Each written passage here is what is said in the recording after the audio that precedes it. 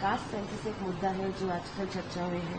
तो सबसे पहले आपको क्या लगता है कि जाति जनगणना कराना भारत के लिए आगे बढ़ने का कदम है या ये और पीछे लेकर जाएगा? देखिए, इससे बस डेटा आएगा, सूचना। इससे पता चलेगा आपको कि 1931 के बाद से आज तक लगभग 100 सालों में कौन सा जातिगत समूह संख्या में कितना बढ़ा है, किस क्षेत्र में कितना बढ़ा है, उसकी प्रॉस्पेरिटी, समृद्धि कितनी बढ़ी है, उसकी जो शैक्षणिक दर है वहां, उसका क्या हाल है, और बहुत सारी और बातें हैं जो वहां पूछी जाएंगी। भाई, आपने कितनी चीजें हैं जो ओन कर रखी हैं, आपके पास लैंड है कि नहीं, आपके पास मोबिलिटी व्हीकल्स ये सब है कि नहीं है, बहुत सारी बातें सब पूछी जाएंगी। ये अपने आप में ये जो डेटा है, ये ना अच्छी चीज होती है ना बुरी चीज होती है। डेटा ना तो मिठाई है कि उससे मौज आ जाएगी, और ना ही वो चाकू है कि उससे चोट लग जाएगी।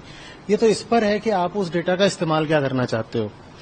आप को अगर पता लग जाए कि जैसे हॉल है, उसके उस कोने में जो वहां लोग रहते हैं वो एक पर्टिकुलर कास्ट ग्रुप को बिलोंग करते हैं वहां पर, और आपने देख लिया है कि इन जनरल जहां भी ऐसे लोग रहते हैं वहां पर किसी चीज की कमी पाई जाती है। मान लीजिए कुपोषण है, या मान लीजिए अस्पतालों की, स्कूलों की कमी है, या सैनिटेशन की समस्या है, या कोई और बात है, तो आप उसके हिसाब से फिर पॉलिसी मेकिंग कर सकते हो।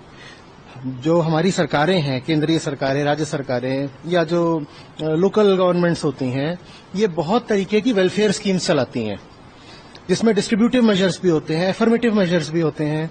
मैं कोई भी स्कीम कैसे चलाऊंगा अगर मुझको पता ही नहीं होगा कि डेटा क्या है? फिर तो एक अंधी स्कीम हो गई ना। मैं किसी जगह को बहुत सारा राशन भेज रहा हूं या कोई और संसाधन भेज रहा हूं, जबकि वहां उसकी इतनी जरूरत ही नहीं है, और जहां जरूरत है वहां मुझे डेटा नहीं है, तो वहां मैं भेज नहीं पा रहा हूं। तो इस तरीके से डेटा का सदुपयोग हो सकता है, और बिल्कुल होना चाहिए।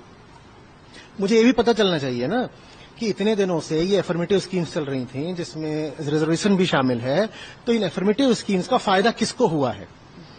अब जिनको रिजर्वेशन जा रहा है वो कोई एक होमोजीनियस समुदाय नहीं है। ओबीसीज हैं, उनमें भी हजारों तरीके के वर्ग हैं, भेद हैं। उसके बाद SC STs आते हैं, उनमें भी बहुत तरीके के डिविजन्स हैं। तो अब मैंने वहां पर इतना रिजर्वेशन दिया, तो उससे किस वर्ग को, किस सब ग्रुप को फायदा हो रहा है, किसको नहीं फायदा हो पा रहा, कौन अभी भी वंचित रह जा रहा है, ये सब जानकारी होनी चाहिए ना। तो अगर डेटा का इस्तेमाल ये सब जानकारी पा करके उसका सही इस्तेमाल करने के लिए, सार्थक इस्तेमाल करने के लिए हो रहा है, ताकि जनता की भलाई हो सके, तब तो इस डेटा में कोई बुराई नहीं है। लेकिन हाँ, आप उस डेटा का इस्तेमाल ये करो कि मुझे पता चल गया है कि ये बहुत सारे लोग हैं और ये उस वर्ग या उस जाति के हैं या उपजाति के हैं, और वो वहां पे कॉन्सेंट्रेटेड हैं, तो वहां की सीट पर अब मैं वो वाला उम्मीदवार खड़ा करूंगा। और इतना ही नहीं, वहां के लोगों को भड़काया जा सकता है यहाँ के लोगों की बात करके, और यहाँ के लोग तो मुझे वैसे भी वोट नहीं देते, तो मैं वहां के लोगों को भड़का दूंगा, क्योंकि मुझे पता चल गया है कि उस कॉन्स्टिट्यूएंसी में वो लोग 55% पाए जाते हैं या 35% पाए जाते हैं। मैं इस डेटा का इस्तेमाल इस उद्देश्य के लिए करूं तो दुरुपयोग है। तो मेरी नीयत पर है कि मैं इस डेटा का क्या इस्तेमाल करता हूं। सर, आपके हिसाब से जो विजन महात्मा फुले का, क्या आपको लगता है कास्ट सेंसस की मदद से वो पूरा हो सकता है या उसकी तरफ बढ़ सकता है?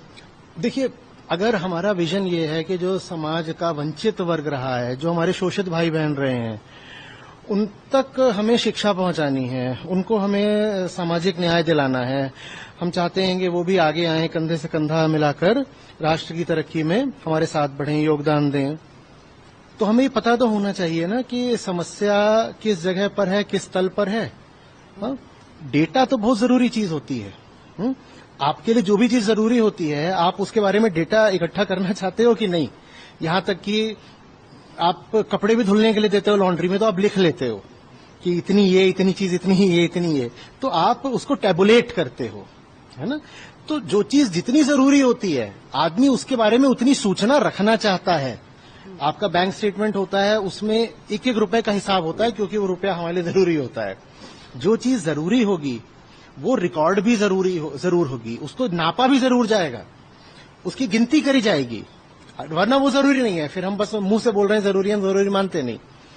तो चाहे वो डॉक्टर अंबेडकर का विजन हो या महात्मा फुले का विजन हो, उसको रियलाइज करने के लिए व्यवहारिक रूप से ये डेटा तो चाहिए ही है कि महिलाओं की क्या स्थिति है, किस वर्ग की, किस उपवर्ग की क्या स्थिति है, वो तो चाहिए, ये कॉमन सेंस है।